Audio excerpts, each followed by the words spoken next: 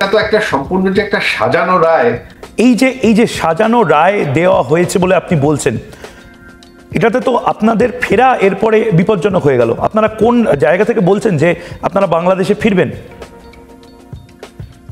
বাংলাদেশের মানুষ এই রায় মানছে না। বাংলাদেশের মানুষ সাজানো নির্বাচন মানবে না। আর আওয়ামী লীগ সব থেকে বড় দল, সব থেকে পুরাতন দল। আওয়ামী লীগকে শেষ করা সম্ভব না। আজ হোক কাল হোক একদিন আওয়ামী লীগ ফিরে আসবে, এটা হবে। মানে এটা আপনি এখনো কনভিকশনের সাথে বলছেন যে আওয়ামী লীগ আজ না হয় কাল ফিরে আসবে বাংলাদেশে? হ্যাঁ, অবশ্যই হবে। মানে আমি আবার সেই জায়গাতেই কোটি কোটি ভোটার তো আপনার গ্রাউন্ড প্লে যাবে না। গ্রাউন্ড প্রেজেন্স কি আছে না আছে ওটা সময়তে বোঝা যাবে। কিন্তু এখন তো শেখ হাসিনাকে ফাঁসির সাজা শোনানো হয়েছে। এই ট্রাইব্যুনালে তারা 17টি জাজকে বের করে দিয়েছে। নতুন একজন জাজ বসিয়েছে, যেই জাজের কোনো ট্রায়াল বেঞ্চে কোনোদিন সে বসেনি। আর সে ব্যক্তিগতভাবে আমার মার বিরুদ্ধে বাজে বাজে কথা বলেছে। তারপর আমার মাকে আইনজীবী নিয়োগ করতে দেওয়া হয়নি, আমাদের আইনজীবীদেরকে আদালতে ঢুকতেই দেওয়া হয়নি।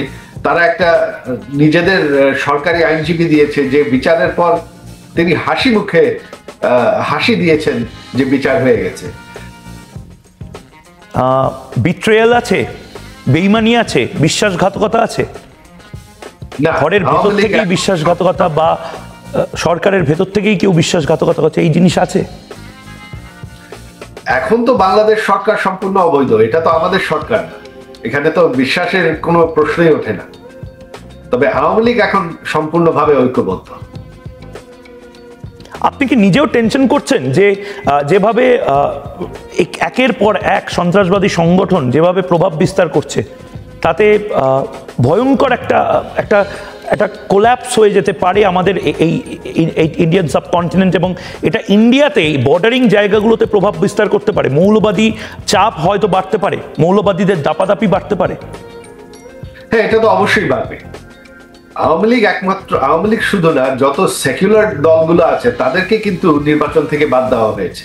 আওয়ামী লীগ কিন্তু শুধু না, একা না। তো সেকুলার ফোর্স যদি আপনি বাদ দিয়ে মৌলবাদীদেরকেই ক্ষমতায় আনতে চান একটা সাজানো নির্বাচন করে, তাহলে তো অবশ্যই ভারতের জন্য একটা ভয়ঙ্কর পরিস্থিতি হবে। মাননীয় শেখ হাসিনা তিনি মানে এই মুহূর্তে মানে কি বলছেন, মানে এই মুহূর্তে তার মুড বা এই মুহূর্তে তার বক্তব্যগুলো কি? ওনার মন শক্ত আছে, তিনি ওনার বাংলাদেশের মানুষের উপর আস্থা আছে। মোরালিটি একটা লড়াই চলছে আপনাদের, কিন্তু মোটিভেশন কি একেবারে ডাউন? না না, আমাদের মোটিভেশন কোনো মতেই ডাউন হতে পারে না, লড়াই আমরা করে যাব। সজীব ভাই, আমি দেখছিলাম আপনি যেভাবে, আমি হুমকি বলবো, হয়তো হুঙ্কারই বলবো, আপনি বলেছেন যে আপনার দেশে আওয়ামী লীগকে যদি অ্যালাউ না করা হয় নির্বাচনে, তাহলে আপনারা এই মুহূর্তে গোটা বাংলাদেশে আগুন জ্বালিয়ে দেওয়ার মতন একটা পরিস্থিতি তৈরি করবেন, এবং আওয়ামী লীগ সেটা করবে। এটা একটু জানতে চাই, কেন বলছেন? দেখেন, আওয়ামী লীগ হচ্ছে সব থেকে বড়, সব থেকে পুরাতন দল। আওয়ামী লীগ, আপনি যে কথাটি বললেন, বাংলাদেশকে স্বাধীন করেছে। আওয়ামী লীগকে বাদ দিয়ে আমাদের কোটি কোটি ভোটার আছে, তাদেরকে বাদ দিয়ে একটা নির্বাচন, এটা কারো কাছেই গ্রহণযোগ্য হবে না। আমাদের দেশের জন্য আন্দোলন করতে হবে। আমরা আন্দোলন করতে চাইনি, আমরা সংঘর্ষ চাই না। তবে আমাদেরকে কোনো দিকেই কোনো কি বলবো পথ দেওয়া হচ্ছে না। এখন আমাদের আন্দোলন ছাড়া আর কোনো উপায় নেই। কিন্তু আপনাদের রাজনৈতিক পুঁজি কতটা এখন আপনাদের দেশে রয়েছে? আপনাদের তৃণমূল স্তরে লড়াই করার ক্ষমতা রয়েছে? আপনাদের পলিটিক্যাল ইনভেস্টমেন্ট বা পলিটিক্যাল ক্যাপিটাল এই মুহূর্তে কতটা? আমাদের পলিটিক্যাল ক্যাপিটাল হচ্ছে আমাদের ভোটাররা। বাংলাদেশের মানুষ এরকম একটা সাজানো নির্বাচন মানবে না। আজ হোক কাল হোক মানুষ রাস্তায় নেমে পড়বে, এটা তারা মানবে না। আমরা যেই শাটডাউন দেখেছি, বাংলাদেশের মানুষ সেটাকে রেসপন্ড করেছে। 13 তারিখে ঢাকা শহর সম্পূর্ণ বন্ধ ছিল। 16-17 তারিখে সারা দেশেই মানুষ বন্ধ রেখেছে। এই আন্দোলন বা তিনিও খুবই ডিটারমাইন্ড। এভাবে এরকম এখন একটা সম্পূর্ণ অনির্বাচিত অগণতান্ত্রিক সরকার অবৈধভাবে ক্ষমতা দখল করে সবকিছু অবৈধভাবে করছে, এটা তিনি মানতে রাজি না। দেশের মানুষও এখন ভীষণ অসন্তুষ্ট।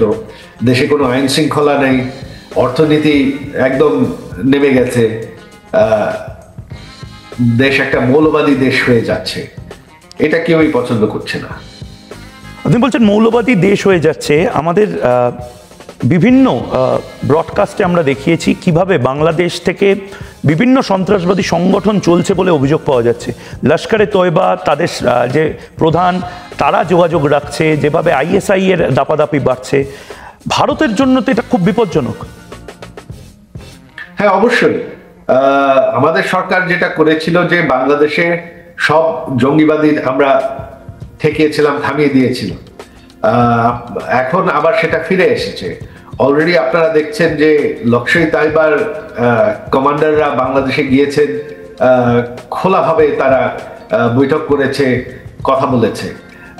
এই যে দিল্লিতে যে বোমা হামলা হলো, সেখানে পাওয়া গেছে যে লস্কর তাইবা বাংলাদেশ থেকে এটার ব্যবস্থা করেছে, সেই তথ্য পাওয়া গেছে। তারা এটার জন্য ক্রেডিট নিয়েছে। তো এটা ভারতের জন্য অবশ্যই বিপজ্জনক।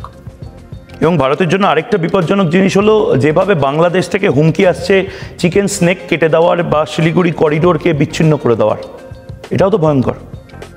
হ্যাঁ, অবশ্যই। এই ইউনূস সরকার হচ্ছে পাকিস্তানির, তাদের সাথে হচ্ছে জামাতে ইসলাম, যারা বাংলাদেশকে কোনোদিন পাকিস্তান থেকে স্বাধীন হতে চায় না।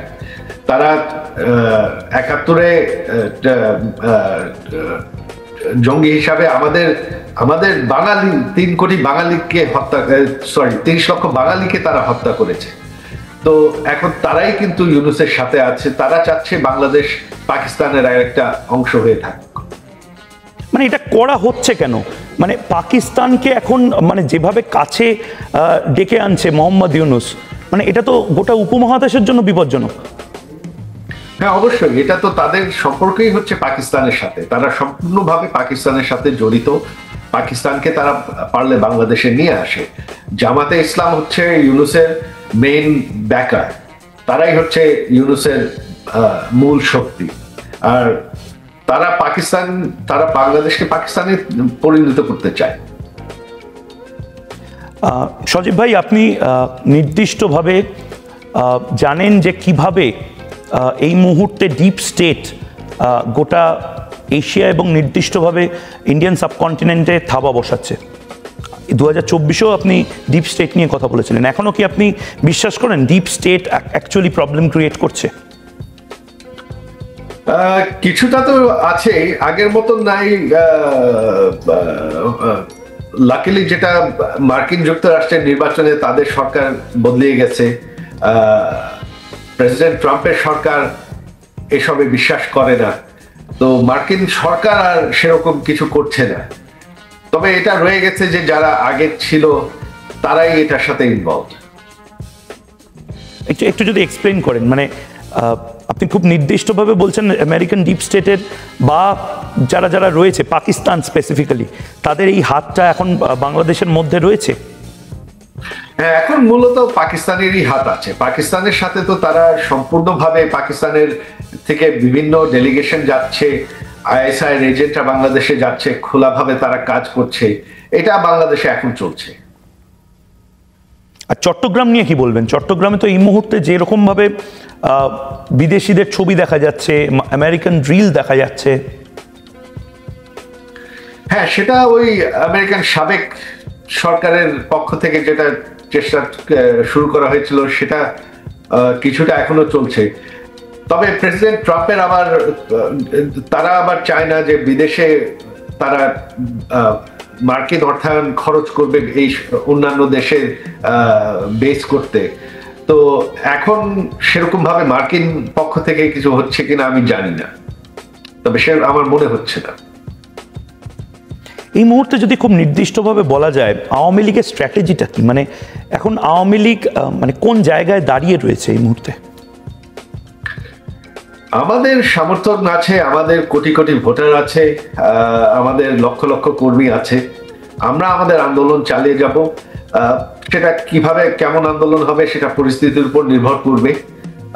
তবে এই মুহূর্তে আপনার আন্তর্জাতিক চাপ অতিরিক্ত প্রয়োজন। আমরা একা পারবো কিনা আমি জানি না। তবে ভারত যদি চায় না যে বাংলাদেশ এখন একটা পাকিস্তানের অংশ হয়ে যাক, আবার একটা জঙ্গিদের আস্থা হয়ে যাক, তাহলে ভারতের এখন আরো অ্যাক্টিভ হতে হবে। ভারতের ইন্টারন্যাশনাল স্টেজে ভারতের আরো বড় আকারের একটা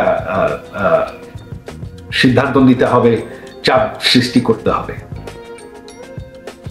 আমি আরেকটু জানতে চাই আপনার থেকে টেররিজম নিয়ে, সন্ত্রাসবাদ নিয়ে। বাংলাদেশ এখন টেররিস্টদের বা সন্ত্রাসবাদীদের ঘাঁটিতে পরিণত হচ্ছে। আপনি দিল্লি হামলার কথা বলছিলেন, সন্ত্রাসবাদী হামলায় যেভাবে ক্ষতবিক্ষত হয়েছি আমরা, এটা যদি এবার বাংলাদেশ থেকে মানে ইস্টার্ন সাইড থেকে হয় সেটা তো আরো ভয়ঙ্কর। সেটা তো অলরেডি শুরু হয়ে গেছে। আর এই আগামী যে তারা যে একটা সাজানো নির্বাচন করতে চাচ্ছে আওয়ামী লীগকে বাদ দিয়ে, অন্যান্য দলদেরকে বাদ দিয়ে, তাহলে এটা ঠেকানো খুবই কঠিন হয়ে যাবে। বাংলাদেশে আর কেউ থাকবে না এটা ঠেকানো। বাংলাদেশের কোনো তারা যে সাজানো সরকার বসাবে সেই সরকার তো এটা ঠেকাবে না, তারা এদেরকে করতে দিতে থাকবে।